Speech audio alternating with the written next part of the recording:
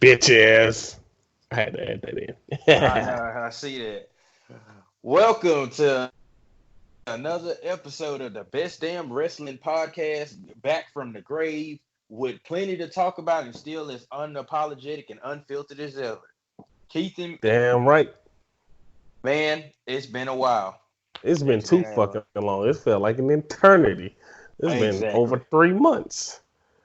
So if you're listening to this, don't adjust your dials, your stations, your YouTubes, whatever you listening to us on.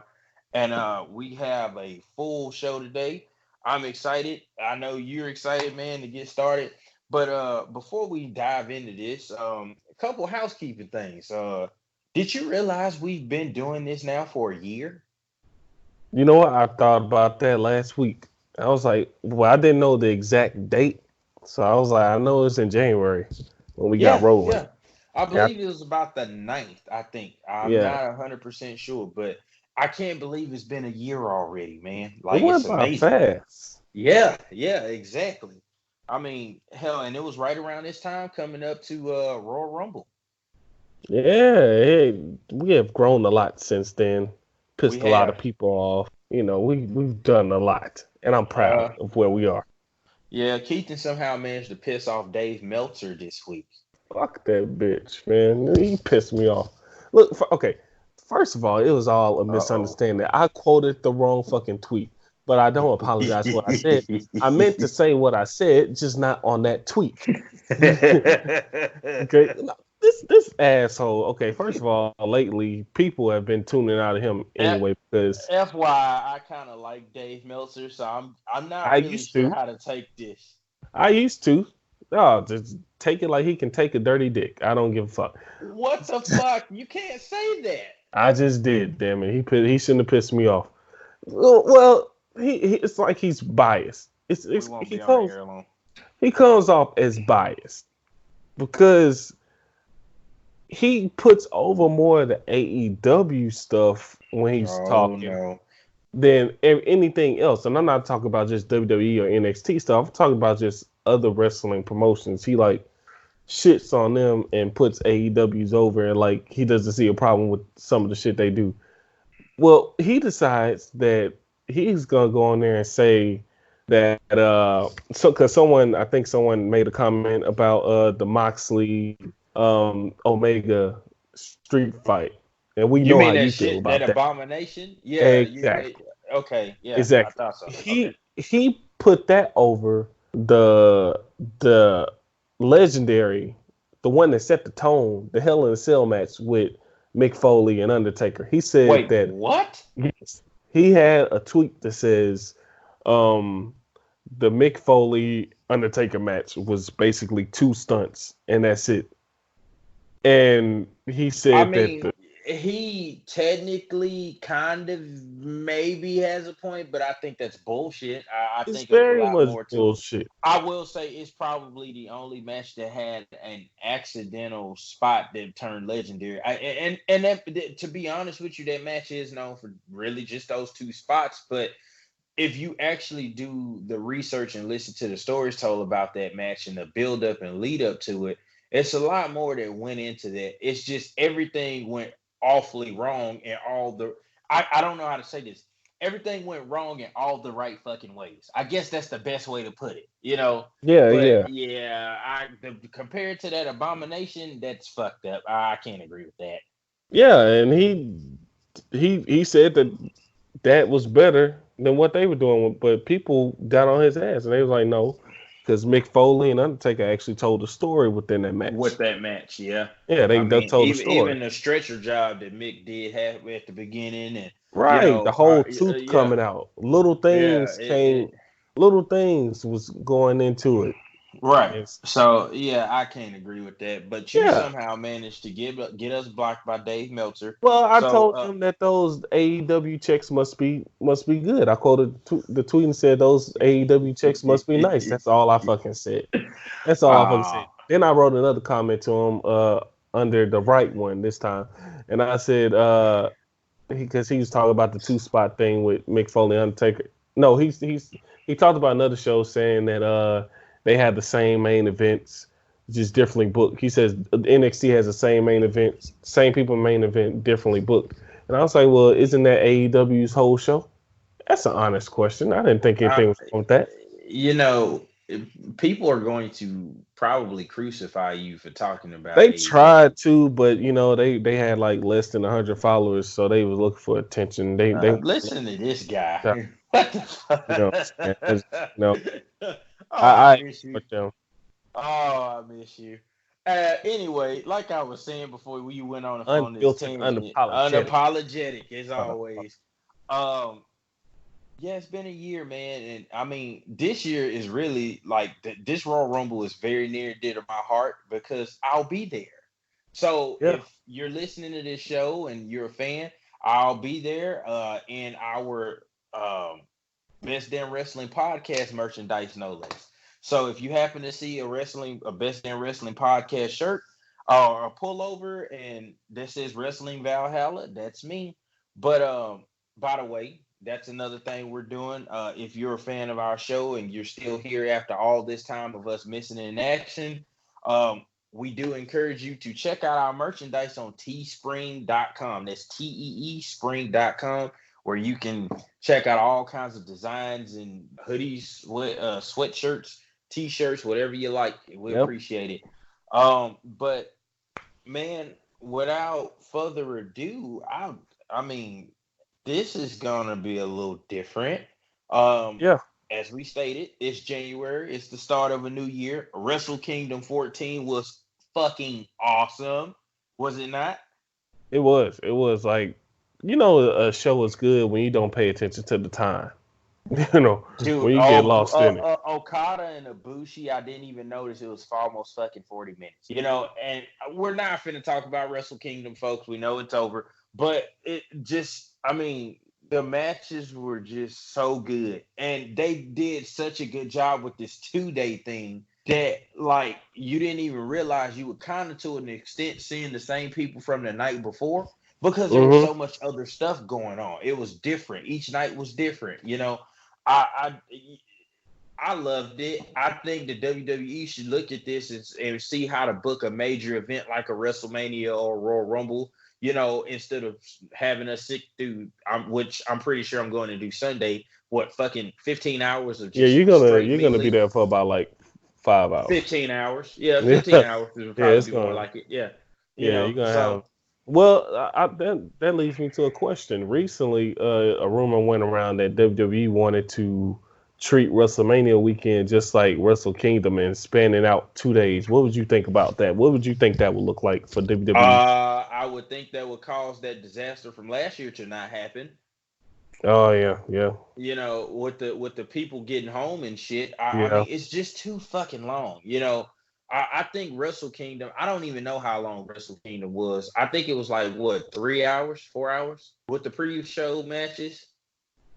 Let's see, night two was 5 with the pre-show matches, But five and a okay, half. so yeah, I mean, But you didn't notice because it was you constant didn't. flow. It's so many. Yeah, and what we're about to discuss, I'm gonna drive home a point as we talk about it when we get into the main part of the show. But I didn't notice, man. I mean, there were some clunker matches. Like I didn't like the whole Bullet Club versus Oh yeah, the 8 man. whatnot. Yeah. Yeah, Yeah, I didn't like that. I thought it was a little clunky. I didn't. yeah, It was a couple of them. I was like, I could have kind of done without this, but they yeah. It was weren't something I bad. didn't It's sit just, through.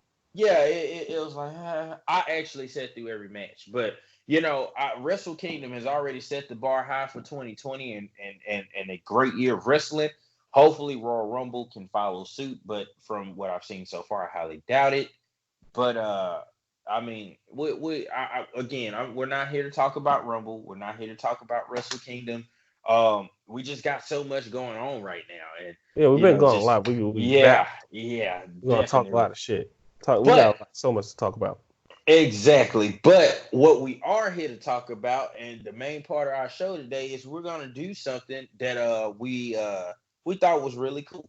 So, what culture did a best wrestlers of 2019 list? Now, this list was comprised of 20 wrestlers from all promotions all over.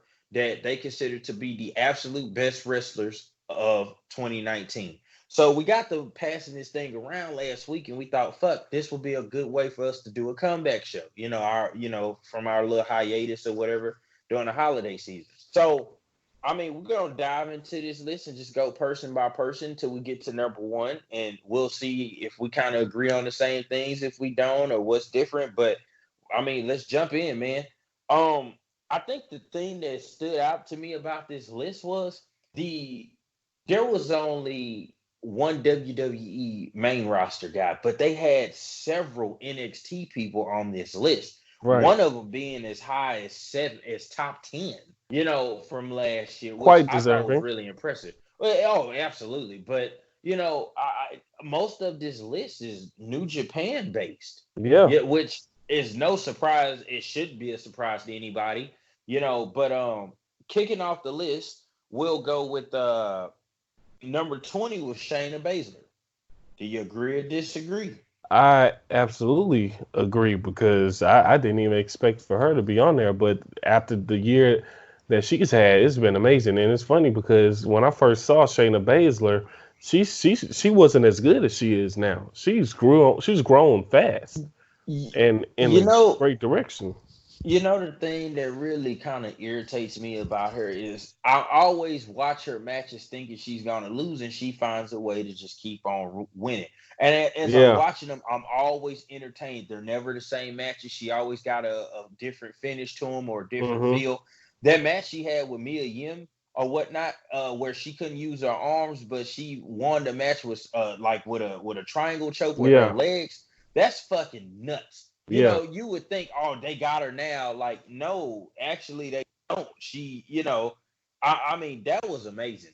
Her finishes are never the same. Now, she lacks a little bit on the promos, but she's gotten a whole lot better. But just her mat wrestling is just the way she can tell a story with the match is just bar none. She I'm not a. always finds a way to get that finisher on. Like Yeah. she reverses it's one of those submissions where you can always use it as a counter, and she always finds a different counter. Like you said, the finish is never really the same. She The always has same, different no. counter. Like And, it's once amazing. it's in, I hardly ever do this, but when I watch her matches, once she got the Cure Food clutch in, I'm like, yep, that's the match. We're done. Yeah, Like that's literally my attitude. Yep, that's the match. We're fucking done. they I'm may done. get Let's one move rope on. break. Yeah, Maybe, yeah, maybe. But it's. I mean, that I think she pretty much derailed, and I still hate that they did this. I felt like she kind of inadvertently derailed Bianca Belair's. Like she was white hot, and after yeah, that match where she passed out from the Kira Fuda clutch, I was like, I can't believe she fucking got her. That it just never was the yeah, same. yeah. Bianca's still great, but she's not what she was a year ago. But I thought that was pretty good. I mean, Yeah, it was. she is one of only two women on this list. And we may debate if she maybe should have been higher than the other lady that's on the list when we get to it. But I thought her making the list, I think that's more than fair if we're talking about a body of work. I mean, she was just magnificent all year. Oh, Um, completely. Number 19 was a guy that I'm gonna be honest, I'm not ultra familiar with. I got to do some homework on, so we might not go into detail with him. Yujiri Okabayashi, and I probably just butchered his name, but he's from All Japan Pro Wrestling. I have to look him up because what culture was describing him as a 246-pound brawler. He actually has a badass nickname, the Stone Golem or whatnot, and he's Ooh, pretty good. But apparently, he has a good get look to him. this. Apparently, he out generaled the ring general. I could believe that. So I definitely need to check that match out. And if you don't know who the ring general is, then obviously you've probably been living under a rock a little bit, and I get that. But Walter, they had a match. I haven't seen it yet. I'm working on it, but supposedly he was tremendous in that match against Walter or whatnot, and he's supposed to be pretty good. So that's one for All Japan. This one surprised me. And I'm just not on board with him like everybody else. And we probably finna have a freaking debate about this, but Keith Lee came in at 18. You know, I think I know what you don't like about him. You probably don't like the promo skills about him. That's He's just so unexciting to me. Like right. I think he's athletic as fuck. For a guy Yeah. to be that size and to do the things that he can do is amazing.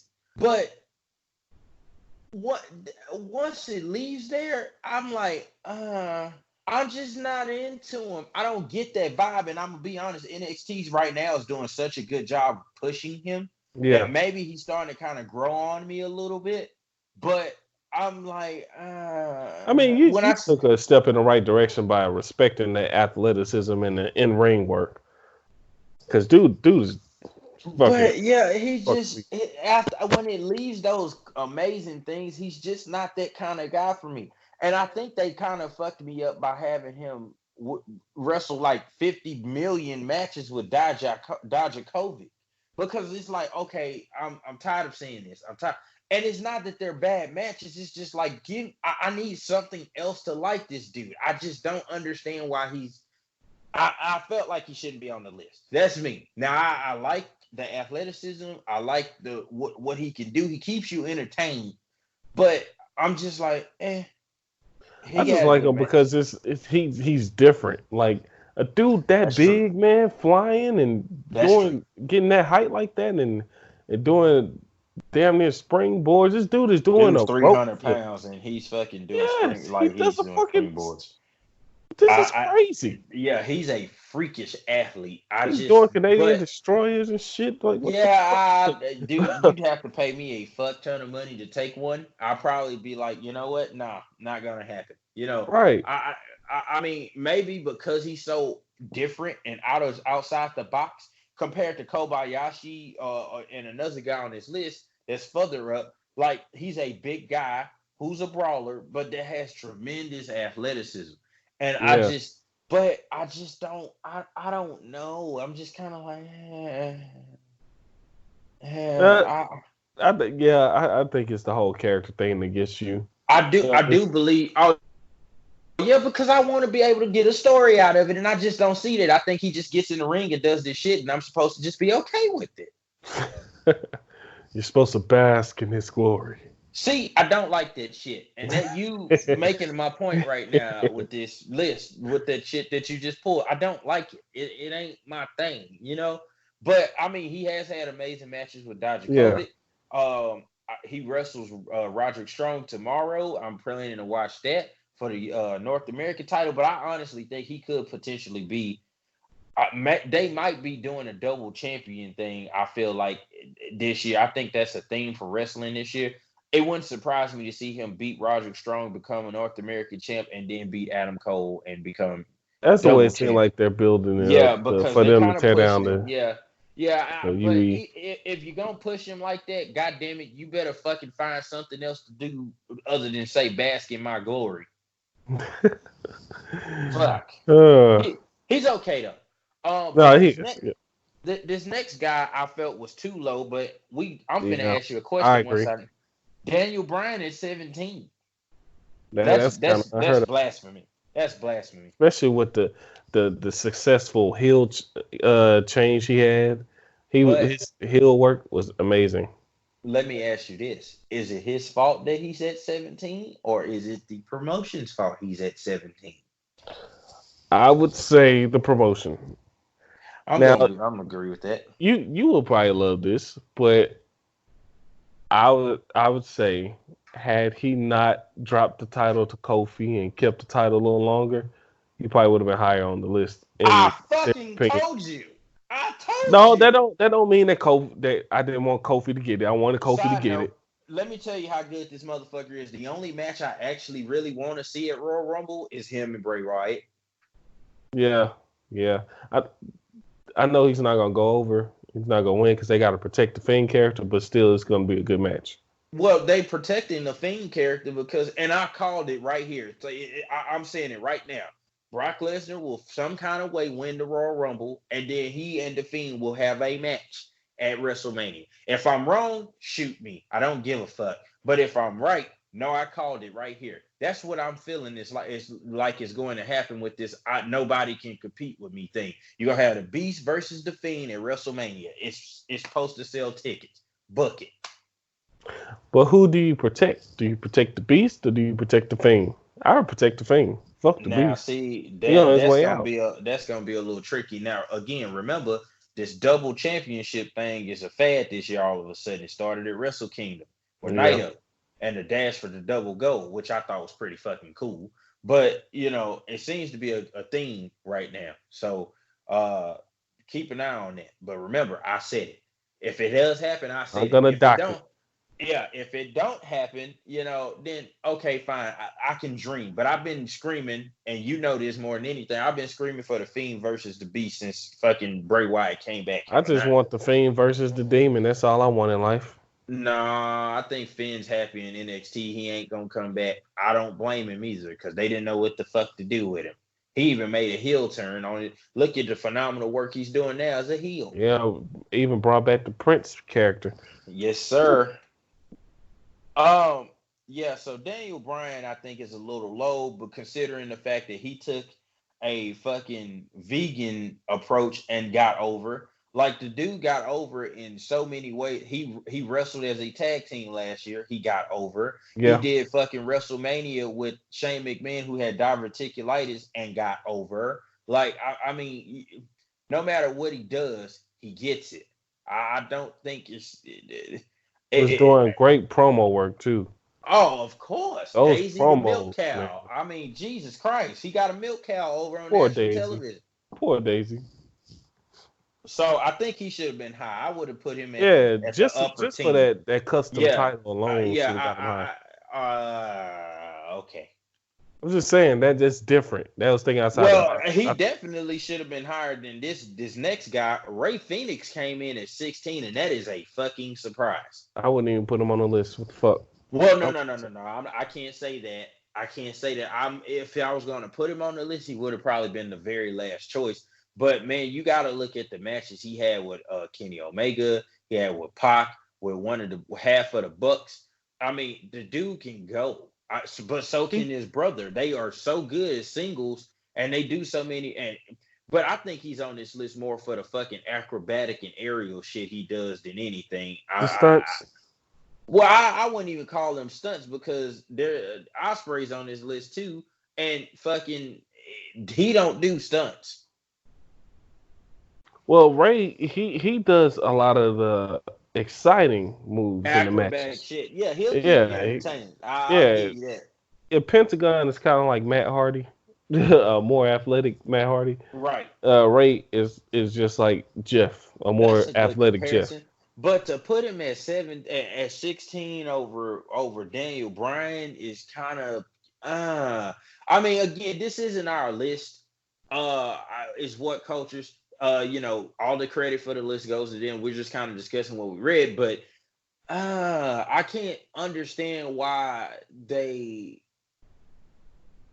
I've watched Ray Phoenix, and I'm gonna be honest, I like Pentagon as a single, and I like him as a single. I think they're better as a tag in AEW, but over Daniel Bryan, I don't know.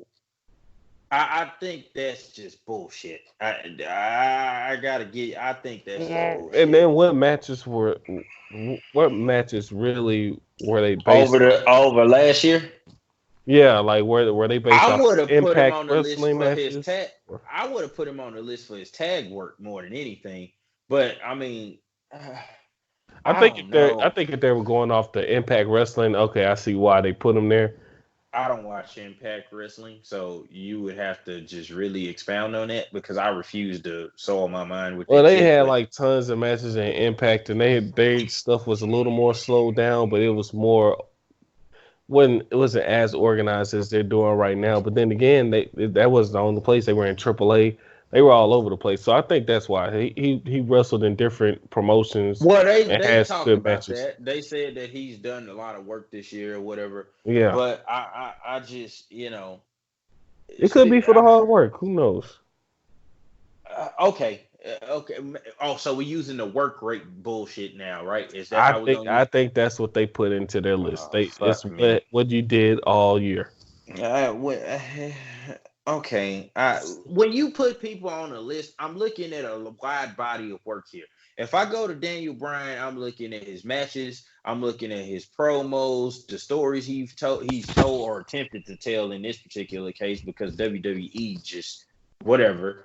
Uh I'm looking at a lot of different things that are going on throughout the course of that year to make that person that way, or whatever. Shayna Baszler, she had different obstacles and matches, and no finish was the same. And although she couldn't promo, I'm not just gonna look at a guy's work rate quotation mark because I don't really believe in that shit and say, oh, he should be on this list. Now, if that's the case, then hell, I'm sure we could have put Seth Rollins on the list. I'm sure we could have put fucking, yeah, the list goes on. But number 15, Pop. I feel like that's about right for him. I personally would have put him maybe right outside the top 10, but I can live with 15. I mean, I love his work. He can promo, he fucking can wrestle, he does some amazing hot spots. And I think what won me over with him is his protection of the Dragon Gate Championship. You don't see that shit anymore. So this is good for me. I'm okay with it. I I think he's mean, too close to Ray Phoenix, but I'm okay with it. I would definitely like. I mean, this past week on Dynamite, they had him in a match that with Darby Allin that was pretty good. So I feel like if he has the right opponent, it's definitely going to make him look even better and better. He can make anybody look good. That's one Well, thing about him. the matches with Hangman Page were awesome. Oh That yeah, like I wish that yeah, was that longer. shit was great. I I know, wish, I yeah, know. I wish we could have got more out of that. It's two great guys who tell a great story in the ring. And Pac, he's athletic. He's not overly athletic. He can work like a straight, wrestling style too. Right, right. And to be Basic. his size, because he's not that big. I mean, he wrestles bigger than what he is. I don't know if Yeah. that makes sense, but like I would think he's like this 6'6", fucking 240-pound badass, but the guy's probably like 6'1", 6 feet, but he's awesome. I'd have no problem, with them or whatnot. Maybe I'd like to see him do a little bit more on this side. I also would have liked to see him in New Japan because that's the best wrestling promotion in Yeah. the world today. But I'm good with this. I think 15 is a nice spot. I personally would have put him maybe 12 or 11, but I'm good with it. Yeah. Yes, he's a guy who can stand alone. He doesn't need a a, a heater. He doesn't need a manager. He doesn't need a faction. No, he's everything. Yeah. He's well rounded. He's well rounded. I that's what I'm saying. Maybe I'd have put him a little higher, but I'm good with that spot. I can live with that. Yeah. Number 14, Io Shirai. Got a problem with that. Io Shirai has not won a single NXT title match at all. Has not cannot promo, but she's over Shayna Baszler. I would have put Well, her at 20. you got to kind of look at what you said. She can't promo, but at the same time, she got over so well as a heel without even having to cut a promo. Okay, and you feel Just saying that I'm was gonna a get to smooth I'm gonna ass get to that. I'm transition. gonna get to that. I'm gonna get to that. But you feel like that warrants her being better than Shayna Baszler? I wouldn't put her over Shayna. That's for one. I wouldn't put her over Shayna, but I see how she's on the list. Now, going back to what you said, the way that she turned heel was well done, and it's only something that could be done in an NXT or New Japan setting. Hmm. She got so obsessed with winning the women's title that when she couldn't, she fucking snapped. And it's kind of one of those things. If I can't win like this, I'll have to bring the dark side out. That Right. heel turn changed her because when she first came in, she was really fucking cheesy. And I think the only reason that people kind of were okay with it is because she was rolling around with Kairi Sane. Hmm. But after Kairi Sane left and she kind of had to be standalone-ish, like you seen the potential there for her to be something because her wrestling is great. But when you don't have any way to kind of put out on a promo and you're not charismatic like that, like Oscar can't really promo either because she can't speak English, but she's so fucking charismatic and such a badass.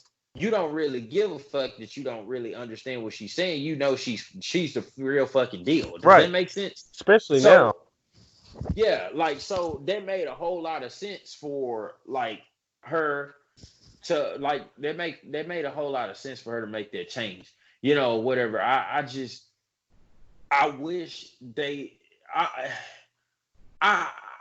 I just don't think she should have been this high. Okay, so if we're just going off of like body of work completely, we're not talking male, female, promo, no promo, language barrier, disincluded. None of that. You put her over Pac, Daniel Bryan, Shayna Baszler. I left out Keith Lee and Ray Phoenix on purpose because I don't think they should fucking be on the list to begin with. But they're there. But you put her over all of those people. So you're saying to me, last year she was better than Pac. She was better than Daniel Bryan, who fucking had several great matches. She was better than Shayna Baszler, who put on match after match and program after program with all these people, and Keith Lee. And do you get where I'm coming from? It just I get exactly what you're saying. that's She, just yeah, I don't put her over Pac or Keith Lee, for that matter. I definitely don't put her over Daniel Bryan. Her matches have been exceptional this year. At the same time, I feel like maybe that's why I keep going back to the heel change. Because, like you said, that heel turn was so it was good. phenomenal. And It was well done. it was just because no one saw it coming. Like you said, when she And came in, she was and so did it cheesy. without speaking. I don't think she's really spoken much Right. the Who entire gets time she's over as been a there. heel without speaking, without doing promos? And again, it's different because she doesn't have the charisma that Oscar has to be able to speak. Oscar did a promo on Becky Lynch and Charlotte Flair in Japanese, and I didn't understand a single thing, but I thought it was fucking awesome because it's kind of like a kiss my ass, like I don't even think you're worth talking to in English, and that's the vibe I got. She doesn't have Yeah. that demeanor about her. Her ability has to show through. She came in real cheesy with the music and the smile, and but she had a badass nickname, the Genius of the Sky, Io Shirai. I liked it, but I just was like she's too white meat baby face for me. And she made that turn, and when she beat the fuck out of Candice LeRae with that goddamn kendo stick, Yeah. And I then the chair, like right, throwing it, I'm turning like, around. Like, okay, man. no, wait, I take that back. I don't think it was Candice LeRae. I think she beat the fuck out of Shayna Baszler. What? But when she did it, I was like, oh boy, like this is different. And then she made the fucking turn, and I'm like, okay, I can see where this is going, and she's completely changed her persona. Yeah. But Yeah. even with all of those great things about her right now, that still does not warrant her being 14 to me. I get where you're coming from. I definitely understand that. I would not have put her against. I mean, over some of the people that's there, but I definitely don't have a problem with her being on the list, given what she's done this year. Okay, but maybe 20 instead of 14. Maybe Shayna should have been Yeah. 14 and she be Shayna 20. definitely. Yeah. Shayna definitely was better. If I can make you turn heel instead of trying to face me again, then I've done my job. It makes me look better as a heel myself. It makes me If look you're better as a champion. if you're It, keeping count, because I'm keeping count as we speak. That is 3 for NXT so far, yeah, and yeah, we're only at 3 so 14. far. So far, Only 3 at for 14. NXT, 1 for One WWE. for WWE, which Everything and else then New Japan. Oh you well, got one one for all AEW. Japan. Yeah, you got one for all Japan. So um the next guy will be New Japan. 13 is Hiroshi Tanahashi. Now,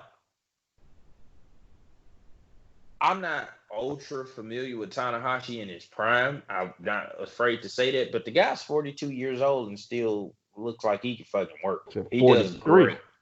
For yeah, Still killing. 42 for yeah, 42, 43, whatever it is fucking old. for someone to have wrestled. You know, we just seen Jushin Thunder Liger retire. He's been wrestling 30 some odd years. You know, and Yeah. so this dude, I remember watching him. You know, last year he won the title at Wrestle Kingdom, and then he ended up dropping the title to Jay White at New Dominion, I think it was in New Japan. I mean, and then he had the match with Jericho at Wrestle Kingdom this year. You know, Yeah. so the dude's still going. I mean, I don't have a problem with this one. I'm not gonna have a problem with any New Japan picks because they Okay, deserve that's it. fair. That's fair. I mean, not to just put it Well, all it's out the there like best that, but wrestling promotion in the world. yeah, I just feel like it's, that's the case. I mean, fuck, it's you just know, amazing. Some of these dudes don't even speak English. If they do speak English, they don't speak it very well. And you right? got some Americans going over there who and some foreigners who don't speak their Japanese language. Yeah, don't or speak. whatever. Yeah, Yeah, right. but they have good ass matches and not just short matches. They have good matches that But last for dude, like. they even have guys from like Jay White's from New Zealand Hmm. or whatever. Zack Osprey is Saber from Jr. Europe. Zack Saber Jr. is from I believe either England or I think he's English or something like that. But yeah, man, they got people from Osprey's from England or I believe or like either in that area. But they got people from everywhere, man. Like Yeah, and they're they have great matches, long matches. But yeah, you got people over yeah. here who speak perfect English, and that's the only language they speak, and they can't even have a good 15-minute contest. Just saying. Well, That's I don't think the language barrier has anything to do with it, but I mean, I think that but you would I think will say that, you know. my knock on sometimes my knock on New Japan it can be a little goofy-ish, but like they find a way of having a nice balance between comedic relief and real shit. Hmm. You know who the heels are, you know who the faces are, you know what the story is. They're doing a lot of the things that work for wrestling, but they also mix in a little bit of stuff to keep people entertained. I don't have a problem with that. It's not goofy, but it's not like, a fucking circus show like I sometimes see on fucking AEW. It just or The WWE or WWE, yeah, yeah, yeah, a little bit so on Ring of Honor that too. fucking Some fucking everybody has that. wedding that this wedding story that we fucking having a stomach for the last 4 or 5 months, however fucking long it's been one day too fucking long. I know that's bullshit. You know why we're They don't stomaching do it? stuff. You know why they keep putting it on there? Because people keep giving it views and shit. That's true. People keep giving it That's views. fucking true. Moving right along, because we'll be on this list all night. Yeah. Ooh, this one is interesting. Now, I'm about to say something. It's amazing what a year can do for you. But Right. at number 12, John Moxley. There ain't no fucking way if he still was Dean Ambrose, he'd be on this No. list. No, he wouldn't be. Because he would be too capsuled in. They wouldn't let him be this great. The Now, guy has somehow managed, not to cut you off, he mhm, somehow managed to be able to wrestle in two promotions, be himself, and he looks like a legitimate psychotic badass that don't give a fuck. I the promo, the segment he did the week before last with the inner circle where he acted like he was going to join and shit. That shit was amazing. But it then was. look at the promos and the shit he's doing in New Japan Pro Wrestling as well. That fucking Texas Death Match with Archer was fucking way Brutal. better. What brutal, but it was enough brutality to look real. It didn't Yeah. look hokey like the Everything looked unsanctioned match he legit. did with Kenny Omega. Exactly. A lot of that shit looked like it hurt. It made sense why they were bleeding or whatever, but it wasn't Yeah. enough to where I'm like, this is bullshit. They're doing this to try to fucking get me drawn in. Does that make sense? Yeah. That's what the unsanctioned match felt like. He does, but whatever you want to call it, look at the difference a year makes. 12 months ago as Dean Ambrose, I wasn't into him all that much. I won't lie to you. I never had been while he was in WWE, which makes me wonder, did WWE, when they brought this guy in, ever stop to actually research what he did outside of it? Because this is his original persona. He hasn't changed Right. anything. Right. He just took it to a whole nother level. He changed his body. He's not wrestling different. But this is the thing. Would you say the credit for being on this list goes more towards New Japan John Moxley or AEW John Moxley? I'm gonna say New Japan, John I Moxley. say New I'm gonna be Japan. honest. I'm gonna He's say better New in Japan. He's way better in New Japan. I mean, Yeah. he's putting on better matches, but he has so much more people, so much more talent to work with, though. Yeah. I mean, even what most people would consider up and comers or mid carders, his matches with fucking Juice Robinson are fucking amazing. The work he did at G1 was amazing. Or whatever. This match with Archer was fucking. I'm not a fan of what the fuck was his guy named, Chris Archer or Jay Archer? Lance I forgot, Archer. but Lance Archer. Thank you. I'm not a fan of his because he's okay, but I was very entertained by the fucking match. It was brutal. I love shit. that damn that finish. Yeah, I didn't know what move awesome. was gonna end in the table spot. I didn't know what they were gonna do. But then as soon as he hit the the DDT on the two tables, I was like, oh This man. may sound like I'm trying to have my cake and eat it too, but I love his work in New Japan. I love his promos and segments and programs in AEW. So he does a lot of mic work in AEW, does a lot of wrestling in New Japan. It's rare you're gonna see him wrestle all the time in AEW.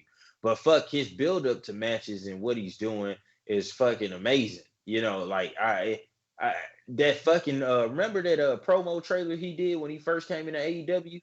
Yeah. Yeah, like all of that stuff is coming from him, man. And he talked about that on the Jericho podcast, how he just has so many ideas and stuff, and he puts stuff together and just tries things. I think that he got creative freedom to go back to doing what he knew to do made all the difference in the world for him. So now because remember, it wasn't that long ago we were saying, man, Dean Ambrose, when he wrestles, it's just blah. Like there's nothing has changed. He just has left a promotion and went somewhere else and changed the persona back to what he used to be. And that has just elevated him.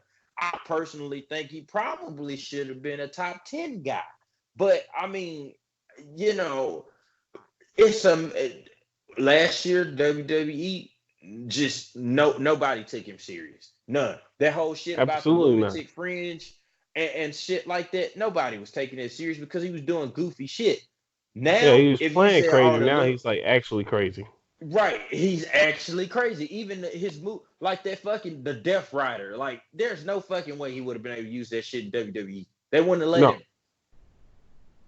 Like he legitimately looked. Yeah, he legitimately looks like he's psychotic. The whole persona is so much better. I personally think he should have been higher, but I might say that 15 times on this list. But the fact that he's on the list makes me very, very happy because I didn't know that you could get this out of him. Right. They never turned you on to it. Yeah, it just goes to show you how much he was being held back. Which, let me ask you this, which brings me back to when he was WWE champion and that whole little exchange with Stone Cold Steve Austin on his podcast.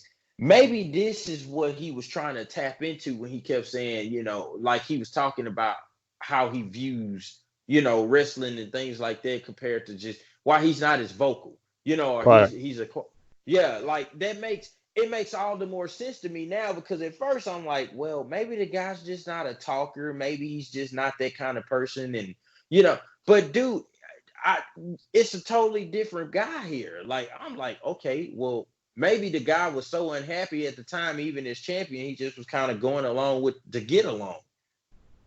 Yeah. I feel like that whole thing, he was trying to tap into something because you could tell he was trying to take that character somewhere else when he got that title. He wanted to do more. but they wouldn't let him. They wanted to keep him in a box. I really don't think they wanted him with the title. Because if you notice, they never even put him back in the running for it. Right, exactly. Yeah, I think that title run they said was so underwhelming he'd never get it again. Yeah, But that probably wasn't his fault. He could just as easily be champion in New Japan right now or fucking AEW, and I don't think anybody would say that's outside the realm of possibility. right. Yeah, easily. But that was good, just like this one is good. What a difference a year makes. Number 11, Cody. I'm gonna be honest with you. I haven't said this about anybody else, but AEW is a blessing for Cody Rhodes. Because before AEW, when he was in New Japan and wrestling for Ring of Honor and stuff, I thought Cody had a mind and for the business. He could promo his ass off and talk you into a building, but when it came time for him to actually wrestle and actually like draw you in to show you why he's great, he couldn't do it for me. That's me. He couldn't do it. But something happened at Double or Nothing that he has taken off with since then. That match with him and Dustin Rhodes was fucking amazing. And that has defined the entire year he had last year.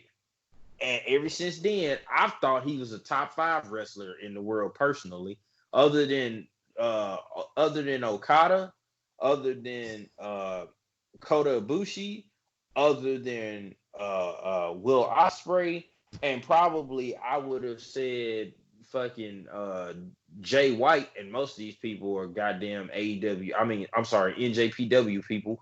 But I didn't think anybody else was better than Cody Rhodes last year. That's my personal opinion. Nobody in WWE could touch him. So, I'm just being honest. Those other than those 4 people, he was in that conversation to me. You know, like I thought Okada was great. Okada is a god. He's literally the best wrestler in the world today. Period. Right. I think we both can agree on. Yeah. Okay. Other than him, other than Ospreay, who I still think ain't done yet. We may very well be saying this is like it's 1A, 1B next year. We'll get there. Whatever. Other than them two, Ibushi I've liked or whatnot since that match between him and Ospreay last year, Wrestle Kingdom was fucking amazing. Oh my The match between him and Okada this year was fucking amazing. The dude can go. He's great. Yeah. Other than him, some people say Jericho. I can't bring myself to do it, but I mean Cody Rhodes was right there to me with all of them as far as just everything, and then he's running a company. You know, and that just to harp on that, he needs to be running the company. They need to follow his lead because he's the only one on that show telling the story, building up to the match perfectly. He's having promos. Yeah, those promos. He has a match with MJF, and they've been building for almost a month, and they haven't touched not once. They've been building for them in the building. Exactly. But that's what a lot of wrestling organizations need to go to. They need to do like Cody. Don't touch your opponent until you have to. You know, drag that out, build it. And the matches he's having are just top notch.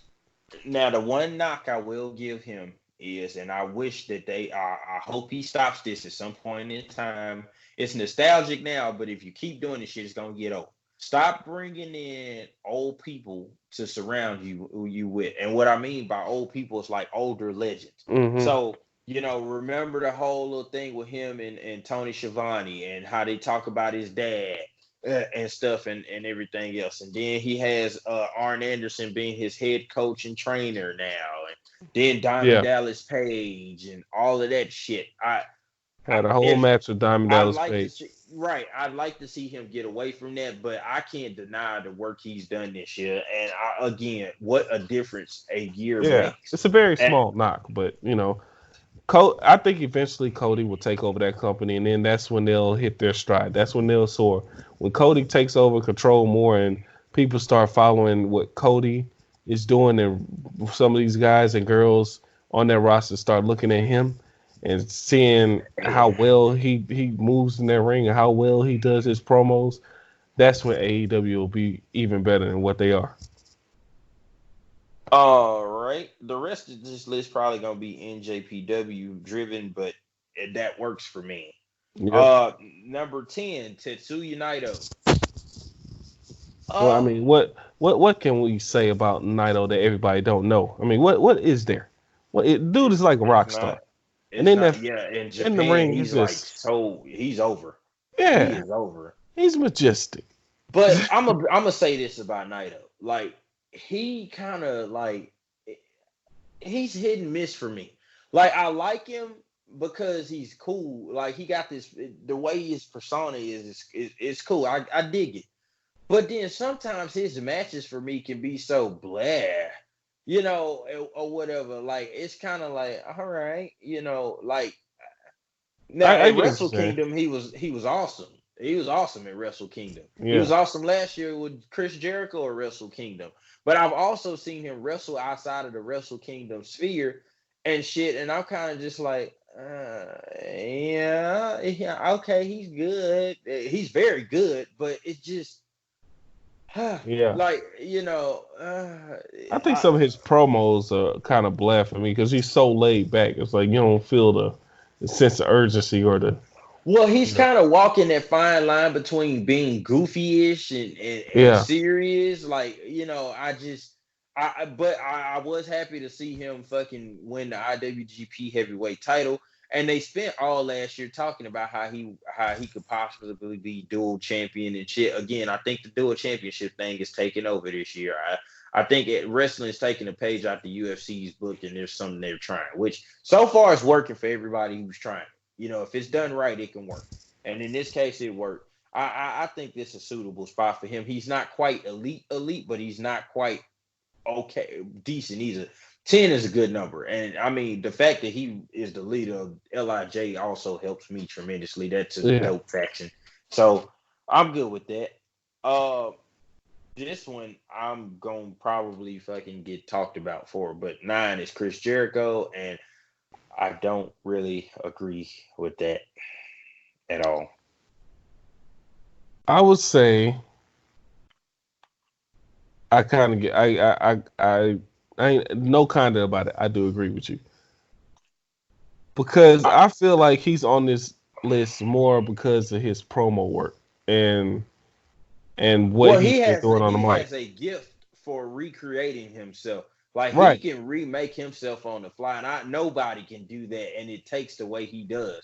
It's certain wrestlers when you get to where there are certain catchphrases you can use and they get over, and there's certain things you can do and it gets over and shit like that. You've made it.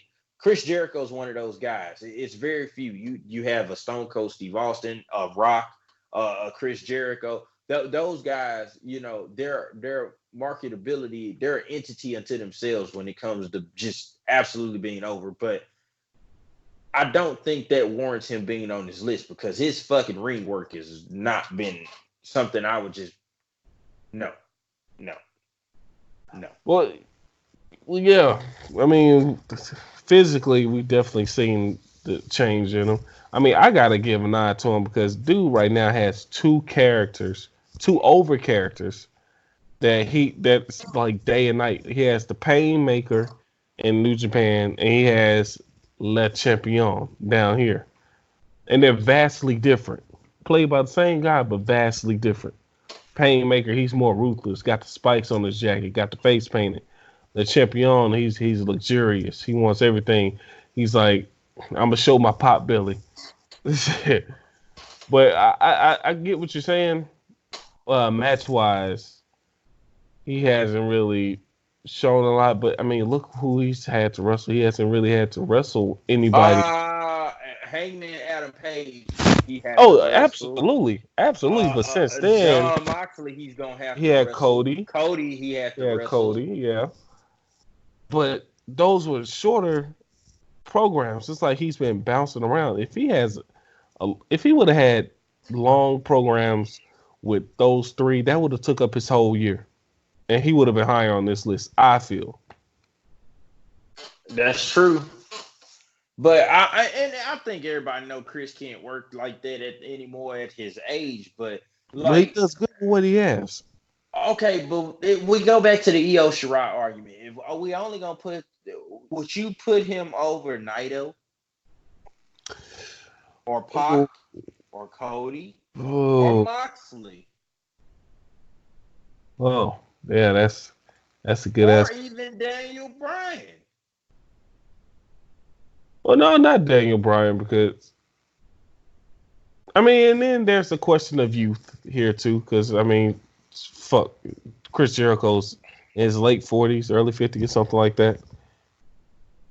Somewhere's thereabout, I get it, but so is Tanahashi, and fuck, I think Tanahashi's maybe work wise, he's probably better than Jericho at this point. Jericho can't even do some of the moves he used to do. Yeah, but he can still kill some shit though too. Um, Yeah, I mean, I'm the not. only move he's really missing is the lion salt. I don't really dock him too much for that. I mean, Jericho. I mean, if you see what he's been doing with the little bit of talent he has at AEW, I would definitely still keep him on Well, the list. I will give him credit for he's made some guys. He I would like put Cody above taking him in. though. I would put Okay, Cody above him. okay. So maybe he's dropped. Maybe he should drop 2 spots. Right. 11 is fair, but 9 is too high. If you're Yeah. gonna just put a motherfucker on the list because his promo work and the way I mean, he's doing a tremendous job of making guys along the way. That match he had with Darby Allin, he somehow made Darby Allin seem more appealing to me after it was over. Like Right. he does stuff, but when you're talking best in the world, Chris Jericho's a legend already. I wouldn't put him on this list. You could have gave that spot to somebody else. Right. Because it goes without saying how good he is. But to be considered in this conversation at this age is pretty fucking impressive. So, Oh, it you is. know. Absolutely.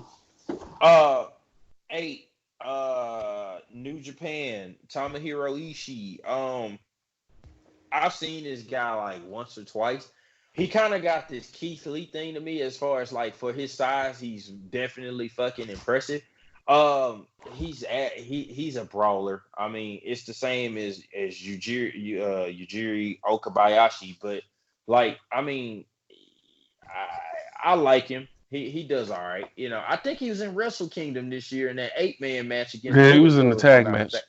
That Yeah. fucking suplex on the General Fale or whatever, it was fucking crazy. I popped hard for that. Yeah, no. Those tag teams, that's what I like about them. Their teams in New Japan, they actually work as a team. Like they actually work as a cohesive unit. It actually Right. does more for the match. It's not just people trying to get the spots in, trying to look good. They actually work well in the system. Right. Yeah, he's Um, a bad motherfucker. I wouldn't want to get chopped by him. hell no. Number 7. I think this one well deserved. Adam Cole. Baby. Um, Wrestler of I the year can't. right I there. can't. Yeah, I can't. I can't say nothing about that. Yeah, wrestler of the year. I Well can't say. deserved. It was to me. It was past time because he should have been moved up back when you had the Magnificent Seven of Ciampa, Gargano, Aleister Black, Ricochet. I remember we talked about Pete Dunne being in that group. It Yeah. should have. He should have been in that conversation at that time. I mean, Mm-hmm. the dude can do it all. He's tremendous in the ring, tremendous promo. He can tell us like he's the real fucking deal. And I hope to God that he does not end up on the main roster because he probably won't be anymore. Yeah, he's worked so hard this year. Dude's been going hard wrestling with injuries that he shouldn't be wrestling with, but still uh, going out there and putting on a hell of a fucking match. And I don't think they'll be able to get anybody to the main roster anytime soon because man, they're they want no parts of that shit. They like fuck that. We want to stay here in NXT. NXT is about to move to a bigger arena in like the next couple of months. Well, So, hell, it's gotten to where the faction Undisputed Era probably can't be broken up. Like oh no, it's don't you dare do that. yeah, you can't. You can't, and Yeah. if you do it, it's gonna have to be in such a way that like it's epic. Like I remember, kind of like when DX broke up. You can always remember the moments that kind of rung true. Mm-hmm. Yeah, because when So DX broke up, that was the ascension of Triple H. Triple H, yep, Yeah. he felt like he had to get away from them to do things, and then he remade DX in his own image after he Right. became the guy. You know, and when Shawn Michaels retired and Triple H became the leader, that was a key spot or whatnot. Mm-hmm. So yeah, that's kind of the way Undisputed Era is. Like and the whole, Undisputed Era draped in gold this year, that whole thing kind of just took off. I think this is a good spot for him, and I would put him against almost anybody up and down this list, and he still would it will still hold its value. I think it's a good spot. I probably would even maybe put him above two of these people on the list that's ahead of him, but again, I'm good with that. He Yeah, deserves it. I have no complaints. Top 10, hey, good shit. Yeah. Um, the next one is a guy that you may not be familiar with, but I am Shingo Takagi. Takagi. This dude, I think this coming year, New Japan is probably gonna be a fucking handful. I mean, Oh, they you they looking at they a coming for he, next this year. yeah, this dude, his size and the way he moves and his move set, he's got speed, power. This is what I would want a Brock Lesnar to be. Like, Oh wow, that's saying a lot right there. I like him though, man. He's pretty fucking good. He Oh no, wrestled at yeah, Wrestle Kingdom. I yeah, I mean, saw dude, that. yeah, he's a powerhouse that is tremendously quick, agile. I think he got hot at the right time. I think this coming year you could see a big push from him. And New Japan does such a good job of taking guys and elevating them. Oh, Mm-hmm. so if you had a good, if you got hot at the right time and you did good things last year, you get moved up. So then you start becoming a focal point. Now it may take you 1 or 2 years or whatnot to get to that point where you're a main match or a big match of the Wrestle Kingdom or something like that. But you start to see the ascension of guys. Prime example, Will Ospreay. Like you seen the ascension or whatnot, and they do that so well. And I think this is one of those guys that's getting ready to make that jump and shit as they transition. But keep an eye on him. I think maybe he shouldn't have been higher than Adam Cole, but I still think that he's good. He's definitely really fucking good. I keep an eye Right, on him. right. I'm definitely gonna look This at more of his next stuff. guy, I already just talked about this. Matter of fact, we into the top five, and pretty much everybody in the top five, maybe except number three. I've already I've Talking talked about about him, but yeah. yeah. Five, Kota Ibushi. I'm gonna be honest with you. I thought it was Ibushi's year to win the. Ibushi and Osprey had that fucking thriller, and it opened Wrestle Kingdom last year. Wrestle Mm-hmm. Kingdom 13 opened with Osprey and Ibushi, and he had that thrilling match or whatnot. And of course, he suffered that concussion or whatnot, and he missed Well, like I think he should have had more than a concussion. You saw some of those yeah, fucking moves Osprey yeah, was laying on him. yeah. He's kind of heavy, but I Man, mean, he missed I think maybe the first month or two, and then he came back and he competed in G1. He ended up winning the G1 climax or whatnot. And then after that, you knew it was gonna be him and Okada at Wrestle Kingdom, which is like a fucking dream come true. yes it You is. looking at a guy who's got a great look, he's tremendously quick, he's agile. I've never seen a guy with such mix of power, agility, speed, and everything. He has it all, man. Like that match against Okada went almost 40 minutes. I didn't even fucking notice. And I was so pissed off, and I love Kazuchika Okada. But I was so pissed off that Ibushi did not win because I felt like this was his time. I would have been perfectly fine with Ibushi being double champion. I think that maybe his time is next year, but I also think that he's been a fan favorite for so long. Did you kind of see maybe a heel turn coming or a turn in the way when he's getting aggressive and he wants to be the best? I, I got a feeling off of that the way that they kind of we're alluding to it a little bit. Yeah, yeah. The whole I thing with I thought Okada. he was gonna make it in the middle of the match when he hit that little state where he wasn't like he wasn't being affected by the punches and shots, like he's about to go heel. Like when he was not Right. like hitting him with the straight shots or whatnot. Yeah. But dude is amazing. I would put Kota Ibushi It, in a match with anybody on this list, and I guarantee you get the same fucking result.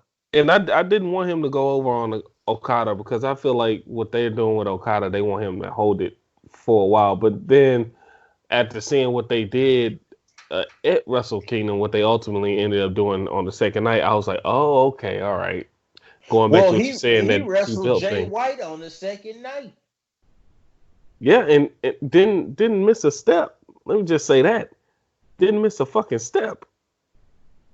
So yeah, And that wasn't I no think short damn match. That was like a 20 to 30 minute bout. after wrestling a 40-minute bout the night before, like the Right. dude is great. I told you, to me, he's a top five guy.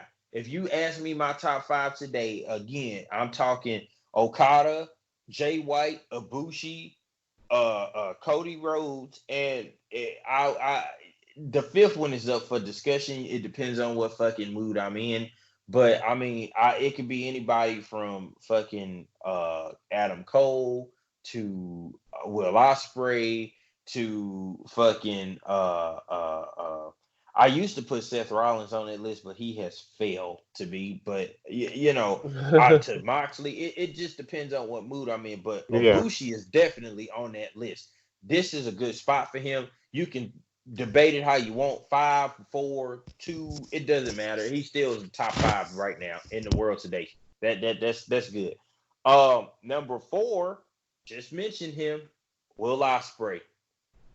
Whew. Yes, sir. The Mr. Amazing himself. The dude who If gets you injured wanna then comes back stronger. if you wanna monitor and track the progress of a wrestler and the dedication to craft, look at Will Ospreay 2 years ago. And then he won a never open weight title at Wrestle Kingdom last year, and that he just took off from that. That match shouldn't have been on first, but it set the bar so high, and the tone hmm and tenor. That match was fucking amazing. And then after that, he just went on a tear, man. Like he ended up winning he moved up to junior heavyweight one, and he ended up losing that title to Hiromu Takahashi. I can't ever say his name, but Takahashi, Yeah, and that Takahashi. match was Yeah. amazing. That match was amazing. I thought Ospreay should have won it, but I think they're gearing Ospreay up to finally be IWGP Heavyweight Champion. I feel like that's what's about to happen because you remember during the match and shit, they talked about how he's gained weight and how he's gotten in better shape and he's finally getting the injury bug under control. He wasn't as hurt this year as he wouldn't hurt as much this year as previous times and shit like that. Like Yeah. what this dude can do is just unreal. I mean, just absolutely fucking unreal. He reminds me. I hate to say this. I think Ricochet is amazing, but to me, Osprey is better. Like I He just is. I'll give you that. You won't get no resistance met with that because Osprey wrestles with more attitude. he Osprey, does. He he does. has more of an edge to him. He does the And good flippy stuff that could really be over with fans, but then he's gonna make it a battle, and that's what he did. That's what I like in this past year. Like I'm like, this is damn near a completely different dude I saw last year at Wrestle Kingdom. He's gotten even better. Like his move set is I was different. hoping he would have won. I was hoping he won a G1, but I mean, I mean, I he get, got so much more out of it though. yeah, but this is another thing I like about New Japan. You got the G1 Climax, you got the World Tag League, you got the tag teams. It's so many tournaments, and you can't get bored with them because they got shit going on all fucking year. It's amazing. New And there's no Japan is the best oversaturation. wrestling. Right, it's the best wrestling promotion in the world today. I've said it. I don't give a fuck. That's it.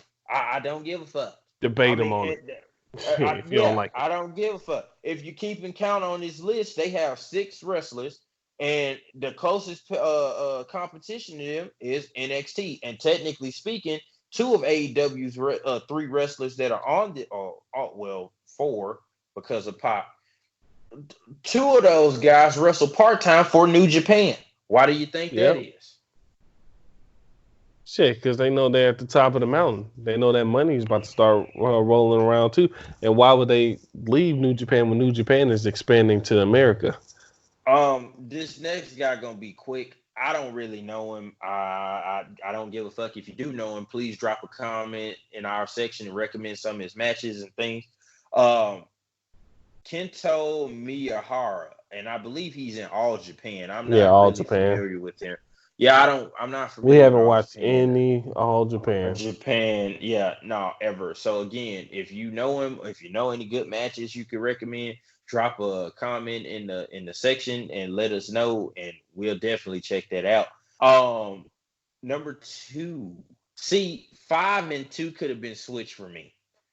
4 and 2 could have been switched for me. But Hiromu Takahashi, number two. You know what? I see this and I can't get Wrestle Kingdom out of my mind because his facials, the facials he was using when he was battling Will Ospreay, it's just he did so much to as much credit as we just gave Will Ospreay. I gotta give credit to him too, being able to put that stuff over and then get his shit in too. I mean, this dude, he just correct me if I'm wrong. He came back from a catastrophic Almost a neck cat. injury, Yeah, it was a right? catastrophic injury. Yep. Mm-hmm. Yeah, and the way he came back, he's still, you know, doing work and able to take them bumps and able to go the distance like that. I'm impressed. I put him on a list for that reason alone. He's definitely good. I just don't know if I think Ibushi's the second best wrestler in the world. Like I do, and I'm to I have him feel like he 5 and Ibushi's been Takahashi's 2. overshadowed a little bit. Yeah. Yeah, and I'm kind of not really feeling that. But Well, see, I had that again, feeling when everyone was calling Kenny Omega the best bout machine, which he was at that time. I felt like Ibushi wasn't getting a lot of credit because people looked at him as, oh, that's his partner. You know, that's his friend. He's Kenny Omega's yeah, friend. but They not, I gotta ask you. I mean, do you think that maybe some of these dudes on this list made him into what he is? of course, of course. And it's not necessarily just I mean, I know people are you crazy, but I'm sorry. I don't Well, think they're some veterans. well, some guys you gonna have chemistry with. For instance, Macho Man and Ricky Steamboat at WrestleMania 3. You'll never see that again. And you never saw it out of either one of them because they just had that chemistry for that moment. I think that's what Kenny Omega is. He had chemistry with certain people at the right moments or whatnot, and it just really shone through. He can wrestle, but I think he needs the right people in the right moments to do so. AEW ain't got the right people, and they damn sure ain't got the right fucking moments. Yeah. So he didn't. I'm sure if they had done this list last year, he would have been on it. He's not on it this year. And people can say all they want. Oh, like it's because he's been stepping back and this and that, but I mean, you can take a reduced role and you don't go from being the absolute best to not even being considered. I think it has a lot to do with that, but I digress. I really feel like Bushi should have been number fucking 2, but Takahashi is pretty fucking good. Again, the all of these guys in the top 5 to me, minus the Kento guy, have the right combination of speed, agility, power. They Ring great shape. presence. Yeah, exactly. They charismatic. They got that. Yeah. Uh, all of them. So he is no different than the other guys. But there ain't no dispute. Number one, people, if you don't know who number one is by now, you probably need to go watch a whole lot of wrestling. But number one, Kazuchika Okada. Do we need to The even? Rainmaker. Do we even need to talk about We don't even this? have to elaborate. Just his name says, man, look up Kazuchika Okada. The dude is, man, dude, I'm a You lost know for what? words. Let me tell you something. You always know, and it sounds crazy as fuck, but you always know a really good wrestler, like the ones that are just gifted by this one Hmm. little thing. If they can clap in the middle of the match before they do a move, his Right, drop kicks, he always claps. If you go back right. and watch Ricky Steamboat, he used to clap before he did a hip toss, and That's how you everybody know knew they're Ricky into it. Steamboat. Yeah, well, but he's smooth. Everybody Yeah. said that about Ricky Steamboat too. Like, man, that clap before the hip toss or the drop kick, he's so smooth and he's agile, and he can. The thing I like about Okada, he can take a match and you can tell him go out there and put on a 40-minute match. You're gonna get a 40-minute story. He don't go too Hmm. fast. He the spots are just right. So when he beat Ibushi, they told a story and they really kept my attention the first 30 minutes. The last five, I'm on the edge of my seat because I'm like, okay, what is it gonna take? Like you done hell, the match, the 2 out of 3 falls match he wrestled with Kenny Omega or what Yeah. I think the year before last, same thing. I didn't even notice that match was fucking an hour and a I half. have, yeah. Yeah. I mean, Because, this dude's doing stuff you don't see. You don't see guys doing 40-minute matches and shit anymore. well, it felt like they had 3 matches all in one. It was great. Yeah. Yeah, he's telling the story. His interests is outstanding. He finds the right spots to do stuff or whatever. I mean, this dude and he's so versatile because for his size, he can almost wrestle any style. I Right. mean, he does a little bit of everything. He can do some high. He can do some high flying shit. He can be physical. He's got power. And his style varies. I mean, you can go from a tombstone to a fucking I'll never the forget that spot. yeah, the Rainmaker. Yeah, Yeah. dude. I mean, he that match with Ibushi, it was like this is just so much better. Like I mean, so much better than anything I've seen.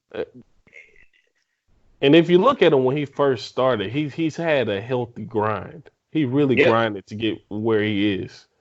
Like he's been yeah. wrestling. He's been in New Japan for like I want to say, shit, since 2006, They 2007. say he started wrestling at like 15, and he's Yeah, not even 30. I think Okada's like he's still 27. very young. Yeah. Yeah, he's not even 30. So, and to be honest with you, and again, I don't give a fuck. Write me. Uh, I think Okada's was better than Omega, but Omega got the title of the best wrestler because of the fact that he just was more charismatic. He benefited from being in Bullet Club. Hmm. I think It that had more to do tremendously with he benefited from being in yeah. Bullet Club I because they think were that already had established. exactly. I think that had more to do with it than just looking at the actual. And then Okada doesn't come over to the States all the time. He stays almost Hmm. exclusively in New Japan. Kenny was wrestling here in the States and mostly over in New Japan, but he had fucking matches at Ring of Honor. He had the All In thing. Okada wasn't even at All In. No, he wasn't. He doesn't come over here to wrestle much. But I Hmm. mean, man, if you look at the stories they tell with him and how good he is, you could put him in a match with anybody. Anybody. Right. See, with Okada, the, I really thought going into this Wrestle Kingdom, I was like, there's no way he can get better. He hit the ceiling. There's no way he can get better. He can't get better. And he shut me the hell up. he's like, he's like, watch me get better. Yeah, he just keep doing it. I don't get tired of watching him. You tell me it's a match with him on, I'm for it. I can watch that. That'll work for me. The only other person I get that vibe from, I'll talk about in a second. But I don't think there's no disputing this one. Well, you can dispute a lot of other spots, but number one, without question, Yeah, nobody else Kazuchika deserves Okada that. is the best wrestler in the world today. I get Ric Flair vibes a little bit when I think about Kazuchika Okada because you can literally put anybody in there with him and he gonna Make them look like gold. Exactly. I don't give a fuck who it is. So yeah, that's the list. Again, this was What Culture's Best Wrestlers of 2019 list. Let's do something real quick and then we'll just close this thing out, Keith. And we're gonna do snubs. Got anybody in particular that you thought should have been on this list and why, or do you think it's pretty good as is? Let's see. I mean, first, other than placement, I'm kind of good on it.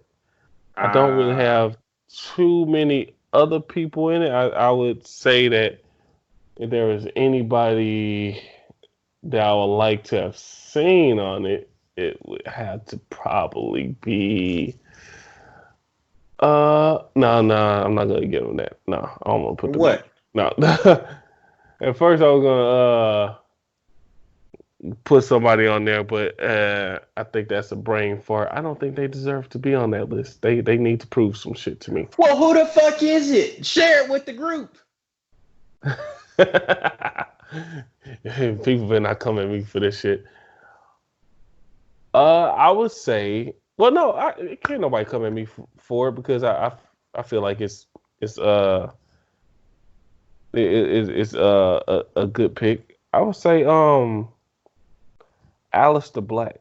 I like what he's been doing, but I think it's because he needs to do more work, and it's his placement. I don't think people have a problem with that because at this stage they probably know it's not his fault. But, Yeah. I mean, I just don't see a lot. I would need something more mainstream from him now. Maybe right. like a year ago when he was in NXT, hell yeah. But like because you don't see much of him, I can understand why people be like, you got anybody else? No, I don't have anybody else. I have probably several. One of the one that's the most obvious that stands out to me is Switchblade Jay White should have been on this list. I thought about bringing that up, but then Jay White's 26 years old and he's almost not quite almost as good as Kazuchika Okada. He can wrestle with anybody in the top 5, and he did wrestle with 2 people in the top 10 at Wrestle Kingdom. Like Jay White is fucking amazing. Yeah, I thought about that, but then I saw what they've been having him do most of the year, and I see why he didn't even make the list. This one may raise some eyebrows, but I don't give a fuck. I think Nick Aldis should have been on the fucking list. Yeah. People don't even tend to look. Nobody knows how good that dude really is. Nick Aldis is fucking amazing. He should have been on the list. I mean, he can do almost everything we described on this list in this show and is very good at it. And I think the only reason he's not on this list is because he's in NWA. Yeah. If he was anywhere else, he probably, and that's a shame because NWA has some talented people. But Nick Aldis most definitely should have been on the fucking list. I'm gonna be honest with you. I think fucking Bray Wyatt should have been on the list. If we going off of persona only, like they did with Jericho, the Fiend is one of the hottest things going, even in a promotion that's as cheesy and stupid as WWE is right now. Right. I think I wonder what their criteria is. Like, what's the start date of the rank of your best of 2020? 2019. And that's a good question because I'm not sure. Because he came in like earlier in the year, but kind of like close to the summer. Here's another name for you, AJ Styles. They fucked him off at the end of the year by making him kind of relegate him to mid-card status, but AJ from the beginning still been doing what he's doing. Yeah, he still is great. I think AJ could have made this list over some other people. I feel like I think I done named everybody. I think I've named everybody. I was shocked I didn't see Tessa Blanchard on there. That's for sure. No. I'm not talking about I'm not talking about what she just did recently. I was talking about because like you Let me tell couldn't. you another name that shocked me. Becky Lynch didn't make the list. That She main doesn't shock evented me. WrestleMania. That doesn't shock me. I mean, that main event in WrestleMania, if it was better, then maybe yeah they would have looked at her more. But then it's just like it didn't live up to the hype to me, especially with that Okay. ending. Well, yeah, the ending was garbage, but I mean, the fact that she did something that was trailblazing like Yeah, that, and I she felt like she actually started the. She was actually one of the first mainstream person of last year with 2 belts. right. That's kind of what kicked the whole two belt because I think that's just a trend right now. Yeah, yeah. But it also, to me, was a slap in the face to the women's division because you got so many other qualified people. Dude, where the fuck is Ember Moon? Oh, torn Achilles. Ooh, Yeah, torn Achilles. Sucks. It yeah, really that fucking does sucks. suck. That does Yeah, suck. she's out for like almost a year. She's It down really for a does. while. Damn it. And she Hopefully said she she was just about to get a push too. She did an interview she with Book. just can't Yeah, stay. She can't catch a break. yeah. But she's only had like 2 major injuries, but that's like a terrible injury to have. Achilles, man. Ooh. But yeah, I mean, the main two people to me, Switchblade Jay White for sure. Nick Aldis, I could take some debate on, but he should have. They could have considered him. I'm gonna tell you another guy I would have considered, minus the neck injury, Tommaso Ciampa, for just, I mean, for everything. Yeah, if he would have kept going, yeah, definitely. Shit. But overall, I thought this was very entertaining. Like again, when I seen the list, I was like, we got to talk about this, or whatnot. But I mean, I thoroughly enjoyed this. The final tally was New Japan Pro Wrestling led with 7 total people. AEW and NXT tied for second with 4. All Japan had 2, and WWE had 1. I see no issue with that. I don't either. I personally think New Japan could have added 1 or 2 more people. But yeah, again, if we gave New Japan marks for Jericho and Moxley, they'd be talking about almost 10 guys. But I Oh, yeah. just yeah. So I didn't even do that. But I think again, New Japan Pro Wrestling is the best promotion in the world today. And until that changes, that's gonna be what it is. But um, well, folks, I mean, I think we have covered everything that we were going to cover. We hope that you've enjoyed us talking about this list and that we can get you engaged. And if you liked it or you disagree with anything or you even feel like there was somebody left off the list, feel free to comment on the episode and also hit us up on Twitter.